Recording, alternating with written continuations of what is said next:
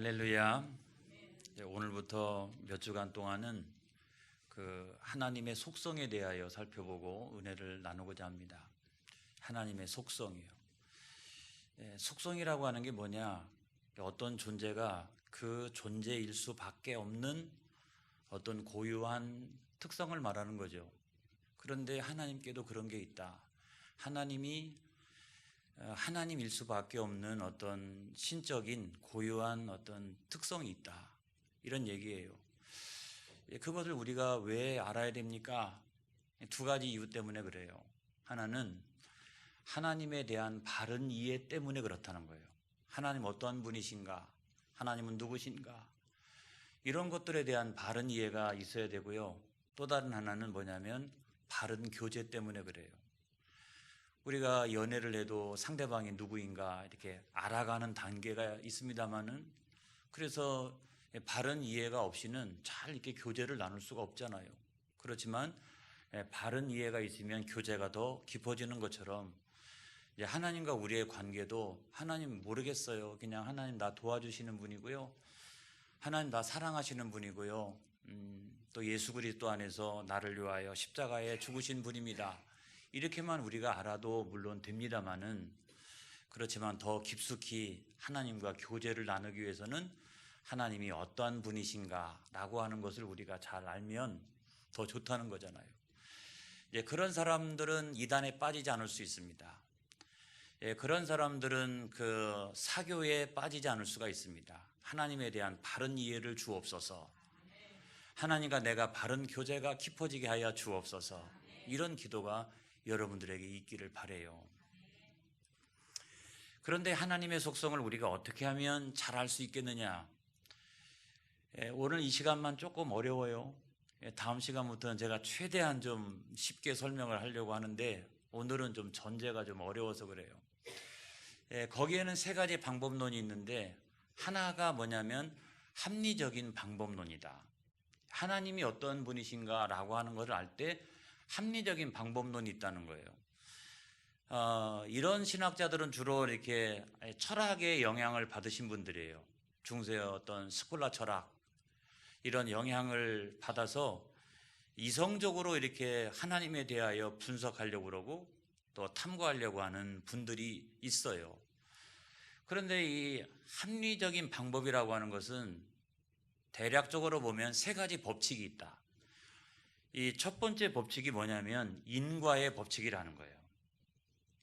어떤 법칙이요? 인과의 법칙. 그래서 모든 것은 원인과 결과가 있다. 이 땅에 존재하는 모든 것들은 원인과 결과가 있다. 그래서 눈으로 보는 모든 피조물들은 다 결과물들이에요. 그 이전에 보면 이 건물도 마찬가지고요, 누군가 지은 사람이 있는 거예요. 꽃도 마찬가지고요, 지금 우리와 함께 있는 동물들도 마찬가지고요, 또 우리의 삶을 생각해 봐도 우리가 그냥 존재하는 게 아니잖아요. 우리 아버지 어머니가 있고, 또 아버지 어머니 뿐이냐? 또 따지고 올라가 보면 할아버지 할머니가 있고, 외가 쪽이 또 있어야 되는 거고, 또 저 같은 경우는 쭉 따지고 올라가면 보성호치 찰방공파 17대 손, 그래가지고 막 백제 시대까지 올라가야 되고, 또 백제 시대까지 올라가면 되느냐? 그것도 아니라 오나라 오시니까 이게 그 삼국시대, 중국의 삼국시대로 건너갔다가 또 와야 돼요, 이게. 그리고 그곳으로 끝나느냐? 그 전으로 따지고 올라가면 한이 없어요. 그렇게 따지고 올라가다 보면 모든 것들의 창조자가 되시는 원인자가 있다는 거예요. 원인자. 그래서 그 원인자가 누구시냐? 그분이 바로 하나님이시다. 그래서 그 원인자를 알면 그 하나님의 속성이 나오죠. 야, 하나님은 전지하시다, 하나님은 전능하시다, 이런 것들을 우리가 알게 되는 거죠. 두 번째 법칙은 뭐냐면 부정의 법칙이에요. 어떤 것을 알기 위해서는 부정의 부정은 정의예요. 다시 말하면 이 세상의 모든 사물들은 완전한 것이 하나도 없다. 근데 세상에 완전하지 못한 것만 세상에 잔뜩 있다라고 하면 제가 볼 때 단 1년을 못 견뎌요. 이 세상이 불완전한 걸 전부 다 있어가지고, 오늘은 하루가 낮이 이만큼 길다가 내일은 밤이 없어요. 내일은 밤이 없어요. 그리고 그 다음 날은 어떻게 될런지 모르겠어요. 그래서 모든 것들이 다 불안전한 것만 있다라고 하면 세상에 존재할 수 없잖아요. 그걸 통해서 뭔가 여기에 질서를 부여하고 법칙을 부여하고 어떤 운동력을 부여하는 완전자가 있다. 할렐루야. 뭔지 우리는 알 수가 없지만 이것이 그래도 밤낮 돌아가고 사시사철 돌아가고 또 아무튼 이렇게 하는 걸 보면 뭔가 이렇게 불완전한 세상 가운데 이것을 완전한 세상으로 돌리는 뭔가 완전자가 분명히 있다. 그래서 우리는 그 완전자를 하나님이라고 부른다 이런 말이에요. 할렐루야. 그런 것 속에서 하나님의 속성이 뭐냐? 모든 피조물들의 속성은 이런 거죠. 유한하죠. 이렇게 한계가 있어요.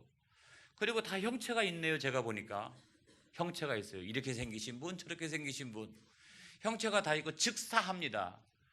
여러분, 건물들도 영원한 거 없어요. 아무리 그 오래된 건물들도 시간이 지나면 다 이렇게 부서지기 마련이고 없어지기 마련이고 즉사하게 되고 의존적이죠. 건물도 관리를 안 하면 얼마 못 갑니다, 여러분. 그에 반해서 하나님의 속성은 뭐냐? 무형이라는 거죠. 무한하시다는 거죠. 불사한다는 거죠. 불사. 그리고 자존한다는 겁니다. 하나님만이 유일하게 모든 피조세계 전체를 통하여서 하나님만이 유일하게 자존하신다는 거예요. 나머지는 다 의존적이에요. 여러분, 부모 없이 태어난 사람이 어디 있겠어요? 다 이와 같이 의존적인 관계 안에서 우리가 존재하는 것이다. 그 다음에 또 우월의 법칙 같은 게 있다. 우월의 법칙. 뭐가 많으면 뭐가 적은 것이고 뭐가 높아지면 뭐는 또 낮아지고 하는 것처럼 이게 다 모든 것이 상대적이다. 근데 세상에 모든 것이 다 상대적인 것만 있느냐? 그러면 세상이 안 되잖아요. 뭔가는 여기 안에 절대자가 있다. 절대자가. 상대적인 가치만 다 있는 게 아니라 절대적인 가치가 그 가운데 있는데 우리는 그분을 하나님이라고 부른다는 거예요. 그래서 하나님의 속성은 뭐냐? 절대적이시다.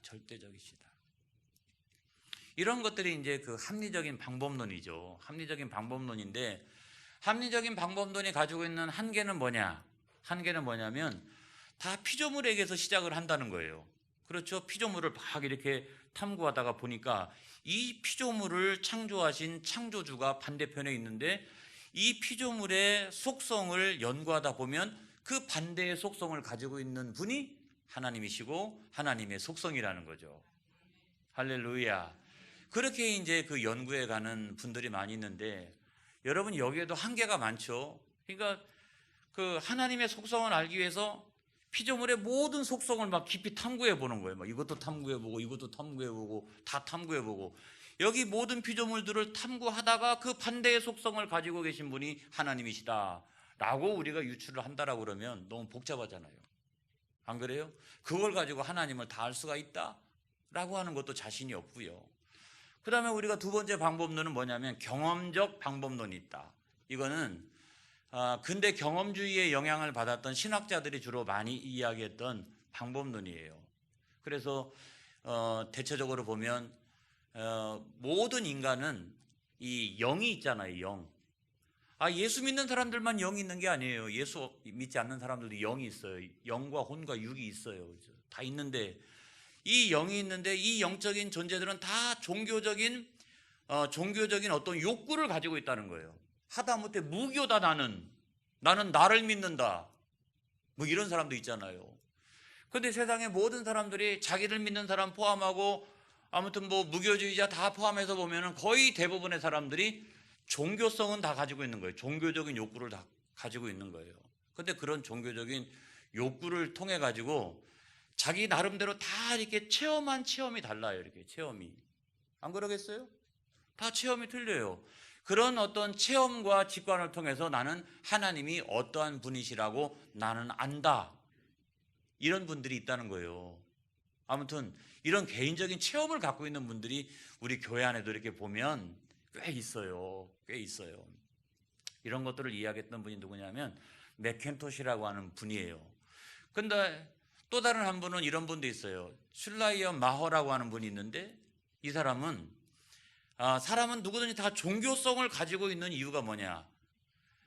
육인 나는 몰라도 내 영은 안다.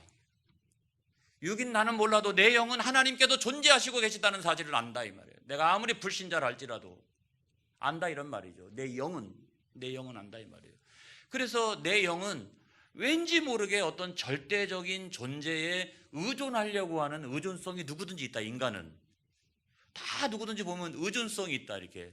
그런데 그 의존성이 누구에게로 가 있느냐? 하나님께로 가 있다는 거예요. 하나님의 존재가 누구신지는 명확하게 알지는 못하지만 그런 어떤 종교적인 의존성을 모든 사람들은 다 가지고 있다는 거예요. 그래서 그런 의존성을 통해서 신이란 이런 분이야, 하나님은 이런 분이야 라고 하는 자기 나름대로 규정을 가지고 살아간다는 거죠. 그 다음에 또 그 리첼이라고 하는 사람이 있습니다. 오늘만 어려워요. 오늘만 죄송해요 아주. 리첼이라고 하는 사람은 이런 거예요. 하나님은 사랑이시다 라고 하는 대전제가 있잖아요. 근데 하나님의 사랑을 체험하는 것은 각각 틀려요. 내가 육신적으로 건강이 좋지 못했는데 하나님의 사랑이 내게 임했어요. 그래 내가 치유를 받았어요? 그러면 하나님은 치유하시는 하나님이세요. 어떤 사람은 사업하다가 사업이 너무너무 힘들어요. 그래서 하나님 앞에 기도했더니 하나님이 하늘 창고를 열으시고 재정을 여유 있게 만들어 주셨다. 그걸 통해서 우리를 풍성하게 하시는 하나님. 아무튼 하나님의 사랑이 여러분들 안에 경험되어지는 것이 각각 다 틀리다는 거예요. 그런 걸 통해 가지고 야 하나님은 이런 분이야, 하나님은 이런 속성을 가지고 있어 라고 하면서 우리가 이야기하는 경우가 굉장히 많이 있다는 겁니다. 근데 이것도 역시 문제가 있어요. 어떤 문제가 있습니까? 이것이 모든 결정적인 법칙을, 결정적인 방법론은 되어질 수가 없다는 거죠. 내가 경험한 것이 전부입니까? 그러니까 내가 경험한 하나님, 또 내가 체험한 하나님의 속성, 그것이 전부라고, 하나님의 전부라고 이야기하는 사람은 교만한 사람이에요. 그렇죠. 다른 사람이 체험한 하나님, 또 다른 사람들이 체험한 하나님, 이런 것들이 다 이렇게 묶여져서 그래도 그런 것들을 다 묶어놓는다 할지라도 우리가 하나님을 알기가 어려운데 다 안다고 말할 수가 없는데, 내 조그만한 그런 경험과 지식과 이런 걸 가지고 나는 하나님을 다 안다라고 이야기하면 굉장히 위험할 수가 있다는 거죠. 그런 사람은 교만한 사람이라고 이야기할 수가 있겠다는 겁니다. 이래서 이런 경험적인 방법론, 인류가 지금까지 쭉 누구 간증도 있고 경험도 있어요. 이걸 다 모아놓으면 하나님의 속성을 우리가 다 알게 되는 거냐? 라고 그거를 참고할 수는 있어도 그것이 가장 결정적인 방법론이라고 우리는 이야기할 수가 없다는 거예요. 그러면 뭐가 하나님의 속성을 알 수 있는 가장 결정적인 방법론이냐? 여러분, 성경적인 방법론입니다. 할렐루야. 성경적인 방법론이에요. 여러분, 그 피조물을 막 이렇게 탐구하는 것도 사실은 우리가 창조주이신 하나님을 알기를 원하는데 피조물을 막 이렇게 연구하면서 반대급부로서의 그것을 존재하게 하시는 하나님을 우리가 아는 것, 그 다음에 각자가 인간적으로 경험한 하나님, 이걸 가지고 하나님의 속성을 다 이야기하기가 어렵잖아요. 다 이런 것들은 피조물의 측면에서 하나님을 바라보는 거예요. 이렇게. 이게 얼마나 부족하겠어요. 한계도 많고. 그런데 유일하게 하나님이 나는 누구라고 계시한, 기록된 계시가 뭐냐면 성경이에요. 할렐루야. 나는 누구라고 하나님의 구원의 역사를 쭉 전개하시면서 내가 수도 없이 만났던 사람들 가운데 나는 누구야? 나는 누구야? 나는 누구야? 라고 하면서 하나님 스스로가 당신의 이름을 나는 스스로 있는 자 여호와니라. 할렐루야. 스스로 있는 자라고 하는 것은 여호와잖아요. 그렇게 하나님께도 당신을 이렇게 계시해 주고 있는데 그 유일한 방법론이 뭐냐면 성경이라는 거예요. 할렐루야. 근데 우리가 성경적인 방법론을 제쳐놓고 성경을 통해서 하나님 나는 자존하는 자야, 나는 불멸하는 자야, 나는 무한한 자야, 나는 전능자야, 그렇게 하나님 말씀하시는데 하나님 잠깐만 기다려 주세요. 왜 그러세요? 하나님, 내가 피조물을 다 탐구를 해보아서 다 탐구한 결과를 보고 내가 하나님 믿을게요. 이러면 안 된다는 거예요. 내가 경험을 다 해보고 난 다음에 하나님에 대하여 내가 이해를 할게요. 그것도 안 된다는 거예요. 기다려 보세요. 하나님, 내가 다 경험할 때까지, 내가 다 탐구를 마칠 때까지 하나님 기다려 주세요.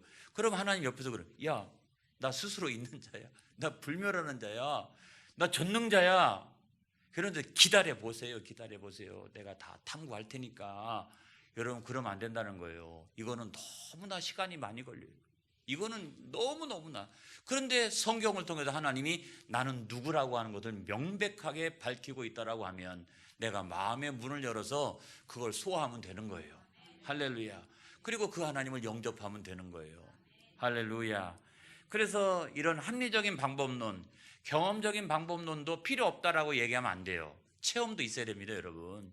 내가 만난 하나님 경험도 있어야 되는 거예요. 그리고 열심히 공부도 해야 돼요. 이런 걸 통해 가지고 하되 가장 결정적인 방법론은 성경적인 방법론이다. 여기다가 경험도 갖다 붙이고 여기다가 신학도 갖다 붙이고 내가 공부하는 것도 갖다 붙이게 되면 우리가 하나님에 대하여 더 깊이 알게 된다. 이런 말씀이잖아요. 할렐루야. 믿습니까? 자, 성경적인 방법론을 가지고 우리가 생각을 해보니까 성경 안에는 하나님이 당신의 속성을 여러 가지로 말씀을 해주셨어요. 한두 가지가 아니에요. 한두 가지가. 그런데 이런 모든 방법들을 다 분류한다라고 그러면 이거 한참 걸려요. 근데 그게 별로 의미가 없어요. 저만 알면 되지. 이렇게 제가 잘 알아가지고 소화시켜주면 되는 거지. 여러분들이 골치 아프게 막 이런 분류 방법, 이런 분류 방법, 이런 분류 방법, 막 분류 방법이 제가 보니까 한 10가지가 넘더라고요. 그래서 제가 하나씩 뺐어요. 이거 빼고 이거 빼고 이거 빼고. 우리 교인들은 수준이 높으니까 그 중에서 제일 높은 거 한 가지만 딱 이해가 되면은 나머지는 다 이해가 되겠다. 이게 생각해가지고 제가 그 가운데도 하나의 방법론을 딱 뽑아냈는데 그 방법론이 뭐냐면 이런 방법론이에요. 예를 들어 보면 참 공유적인 방법이 있다. 공유적인. 그러니까 창조주와 피조물이 공유한 속성이 있다는 거예요. 예를 들어 보면 아버지와 아들이 가만히 살펴보면 비슷한 점이 있어요. 저는 점점 성장하고 저 어른이 돼가면서 어떤 사람이 그래요. 우리 아버지를 닮았대요. 점점. 아무튼 이렇게 보면 공유하는 속성이 있다. 공유하는 속성. 창조주와 피조물 사이에 공유하는 속성이 있어요. 자연의 아름다운 꽃을 이렇게 봐도 거기에 하나님과 이 꽃이 공유하는 속성이 있고, 창공을 날아다니는 독수리가 막 날개치며 올라가는 모습을 통해서도 하나님의 어떤 속성이 그 가운데 나타나고, 넓은 대양을 막 헤엄치는 어떤 고래나 이런 것들을 통해서도 하나님의 속성이 나타나고, 가난한 자를 돌보는 어떤 구호단체의 모습을 통해서도 하나님의 속성이 나타나고, 이렇게 공유되어지는 속성이 있다는 거예요. 공유. 그런데 하나님과 우리 사이에 절대로 공유가 되어지지 않는 속성이 있다는 겁니다, 여러분. 두 가지가 있다는 거예요. 그래서 앞에 거는 공유의 속성, 보편적인 속성, 그 다음에 뒤에 것은 절대적인 속성, 독립적인 속성, 비공유적 속성, 이렇게 말해요. 그러니까 이거는 절대적으로 피조물하고는 이렇게 공유할 수가 없는 그런 속성이 있어요. 그래서 제가 성경에 나타난 그것부터 먼저 말씀을 드리고, 다음번에는 우리 피조물과 하나님이 공유하는 속성에 대해서 나중에 제가 말씀을 드리려고 생각을 합니다. 이것부터 먼저 명확하게 알고 있어야죠.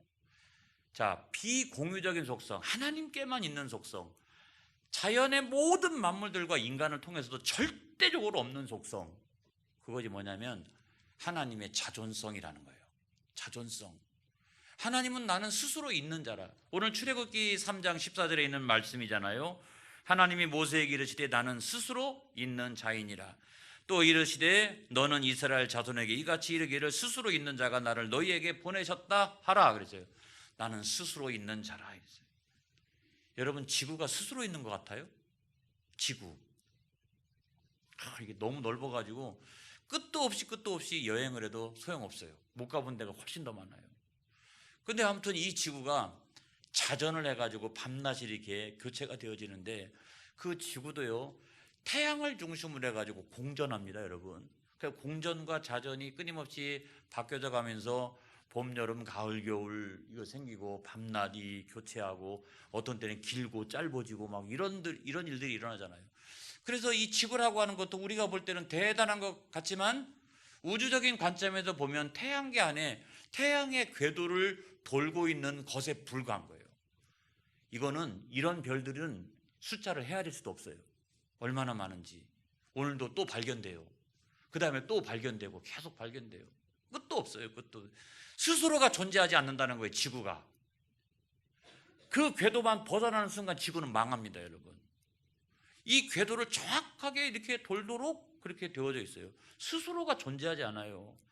그 다음에 뭐 허구적인 신, 뭐 우상들 여러분 생각해 보면 이집트의 뭐 최고의 신은 태양신이죠. 호루스라고 얘기하는 태양신인데 이 태양신이 스스로 존재하느냐? 그렇지 않아요. 뭐냐면 그 하늘의 신과 땅의 신의 딸과 아들 사이에서 태어납니다.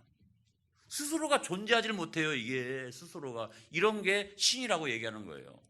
그 다음에 그리스 신화에 나오는 그 제우스 같은 경우도 사실은 보면 제우스의 아버지가 있어요. 아버지가 신난, 그래서 신적인 어떤 계란과 같은 어떤 것에서 태어나가지고 제우스를 낳습니다. 그리고 제우스가 다시 신적인 자녀들을 낳아요. 이렇게 신적인 자녀들을. 이 제우스의 자녀들이 여러분 있다고요. 스스로가 존재하지 못해요. 스스로가. 오늘날 그 세상에 존재하고 있는 모든 이단들도 마찬가지예요. 뭐 이렇게 지금 직통 계시 받아가지고 뭐 이렇게 했다라고 이야기하고, 목사님 어떤 분이 그래요. 이렇게 한번 만나보니까 신학적으로도 교리적으로도 대단합디다 그래가지고 겁을 잔뜩 집어먹고 그렇게 오는 분들이 가끔 있는데 그렇지 않습니다. 여러분. 뭐냐면 2000년 기독교 역사에서 신학적인 논쟁들이 있었어요. 그래가지고 지금 우리가 믿는 것은 정통 기독교, 이 기독교 교리와 신학 전통 안에 있는 그것을 우리가 믿는 거예요. 근데 이 가운데서 삼일체론이라든지 그 다음에 뭐 주일에 대한 논쟁이라든지 뭐 안식일에 대한 논쟁이라든지 아무튼 이런 것들을 통해 가지고 이단으로 정죄받았던 이 축이 오랫동안 있었어요. 여기도 신학자들이 있었어요. 옛날에 여기도. 그런데 오늘날의 모든 이단들의 교리나 이런 것들을 다 살펴보게 되면 이게 무슨 직통계시로 받은 게 아니라 이미 그 2000년 전 그 기독교 역사 안에 있었던 이단 논쟁 안에서 다 파문받고 다 이단으로 정죄받았던 이 논리를 일부분 이것을 한국적 상황에 맞게 이것들을 수정하고 그렇게 해가지고 적용한 것들이 여러분 대부분이라 어떻게 보면 목사님 깊어요. 웃기고 있는 거예요. 그렇지 않아요. 여러분. 이게 정통 기독교가 그냥 이렇게 만들어진 게 아닌 거예요. 성령의 감화감동의 역사 가운데 이거를 쭉 정죄해 가면서 정통 기독교 교리를 보존하고 온전케 한 거예요. 여러분. 우리 교회는 그런 교회인 줄로 믿습니다. 할렐루야. 이 정통 교리가 살아있는 그와 같은 교회예요. 이 거룩한 영향력이 나타나는 거예요. 여러분, 요한계시록 22장 18절로 19절의 말씀을 한번 읽어보겠습니다. 자, 성경을 우리들에게 주시고 난 다음에 맨 마지막에 주님이 우리 가운데 하셨던 말씀이죠. 자, 요한계시록 22장 18절로 19절에 있는 말씀 한번 보겠습니다. 맨 마지막에 그 주신 말씀인데 요한계시록 22장 18절로부터 19절에 있는 말씀입니다. 자, 우리 다 같이 한번 읽어보겠습니다. 시작.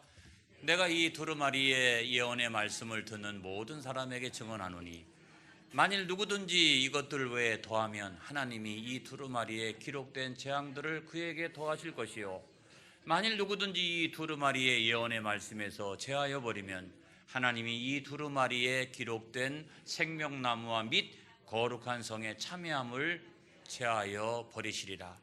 여러분, 요한계시록을 읽어가면 읽어갈수록 맨 마지막에 종말론 상황에서 발생하는 문제가 뭡니까?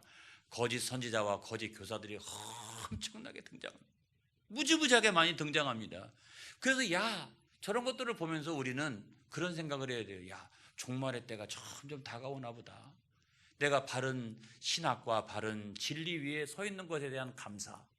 할렐루야. 그래서 우리에게 환난의 때가 다가오고 온전한 믿음을 소유하는 자, 그래서 이기는 자가 중요한 거예요. 이기는 자가 끝까지 신앙을 제대로 지키는 거. 그래서 우리가 믿는 하나님은 누구시냐? 삼위일체 하나님이시다. 그래서 성부 하나님은 누구시냐?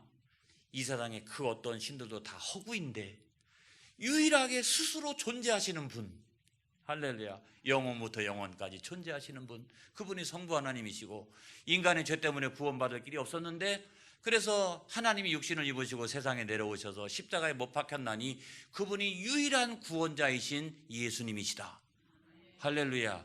그리고 그 예수를 뭐 여기도 믿으라 저기도 믿으라 다 믿으라 그러는데 다른 건 하나도 안 믿기고 예수님만 믿어지니 이거는 누구의 역사예요? 성령의 역사라는 거예요. 그래서 믿음은 성령의 역사인 거예요. 그래서 내가 성령님을 내가 온전히 이렇게 의지하니까 예수가 믿어지고 그 다음에 성령이 우리에게 주시는 선물이 구원과 영생과 천국인 줄로 믿습니다. 그래서 우리가 복된 신앙은 뭐냐면 삼위일체 하나님 정통 신앙하에서 우리가 신앙생활을 하게 된 거, 이거에 대한 감사가 있기를 주님의 이름으로 축복합니다. 할렐루야. 흔들리지 않기를 주님의 이름으로 축원합니다. 한국교회가 더 세게 가르쳐야 된다고 저는 생각을 하는 거예요. 할렐루야. 절대로 흔들리지 않도록. 그런데 자존하신 하나님은 무엇으로부터 자존하시느냐? 만물로부터 자존하세요. 이런 것과 다 똑같으신 분이 아니에요. 만물과 완전히 다르신 분이에요. 만물은 피조물이지만 스스로 존재하시는 분이고 그 다음에 지식에 또한 능력에 관계의 측면에서도 하나님은 완전히 자존하시는 분이에요. 할렐루야. 그런데 자존하시는 하나님이야말로 가장 중요하다. 왜 그러느냐? 자존하시는 분이야말로 진짜 신이시다 이런 말이에요. 하나님이시다 이런 말이에요.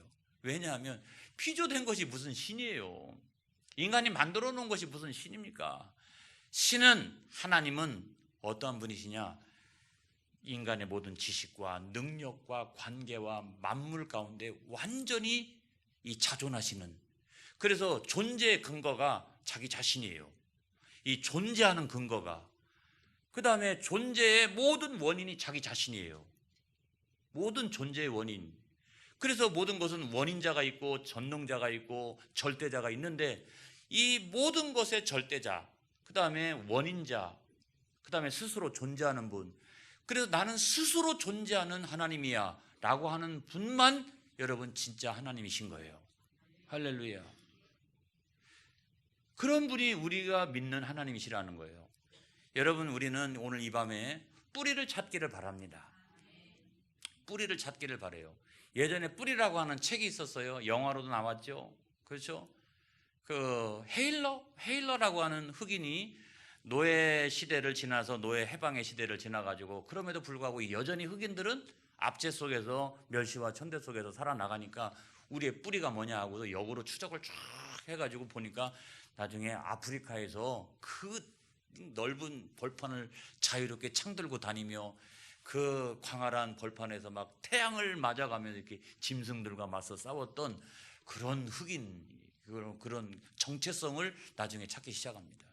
그런데 오늘날 우리도 마찬가지라는 거예요. 나는 누구냐? 나는 누구냐? 오늘 나는 누구냐? 여러분, 이런 정체성이 있기를 바랍니다. 나는 누구냐? 따지고 올라가 보면 다 이렇게 결과물이지만 맨 위에 누가 계시다? 모든 것의 존재의 원인과 내가 이 땅에 존재하는 근거가 되시는 하나님이 계시다. 그분이 나의 아버지가 되신다. 내가 이것을 인정하는 것과 인정하지 않는 것 사이에는 큰 차이가 있습니다. 우리가 정신적으로 약해지고 우울증에 빠지고 여러 가지 문제가 생기는 것은 내가 누군지를 모르기 때문에 그래요. 내가 얼마나 대단한 사람인지를 모르기 때문에 그래요. 나는 따지고 올라가 보면 하나님이 내 아버지세요. 할렐루야. 그리스도 예수 안에서 내가 죄인이었지만 하나님의 양자가 된 사람이에요. 나 대단한 사람이잖아요. 우리가 얼마나 대단한 사람이에요. 톨스토이라고 하는 사람이 어렸을 때 태어났을 때 부모가 늘 그렇게 얘기했대요. 야, 너는 태어나면서부터 그리스도인이야. 그래서 아멘 할렐루야 이럴 줄 알았더니 내가 잘 이해가 안 간다고. 그러면서 허랑방탕한 생활을 했어요. 그리고 자기가 육신적인 기쁨과 쾌락을 누리기 위해서는 다 경험해 봤어요.